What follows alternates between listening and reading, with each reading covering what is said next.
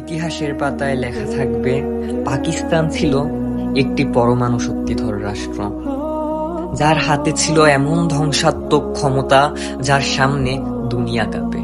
কিন্তু সেই শক্তি একবারও ফিলিস্তিনের জন্য জ্বলে ওঠেনি। মিশর, যাদের বুক চিরে প্রবাহিত হয় নীল নদ, যা হাজার বছরের সভ্যতা বাঁচিয়ে রেখেছে, তারপরও এগিয়ে আসেনি যখন গাজার শিশুরা তৃষ্ণায় মারা গিয়েছে।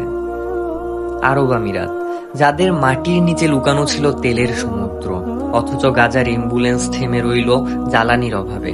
এক ফোঁটা পেট্রোল ছিল না নিষ্পাপ জীবনগুলোকে বাঁচানোর জন্য।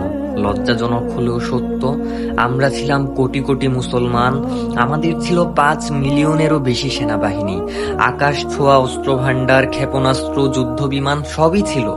ছিল না শুধু গাজার সাহায্যে এগিয়ে আসার মতো শক্তিশালী ঈমান।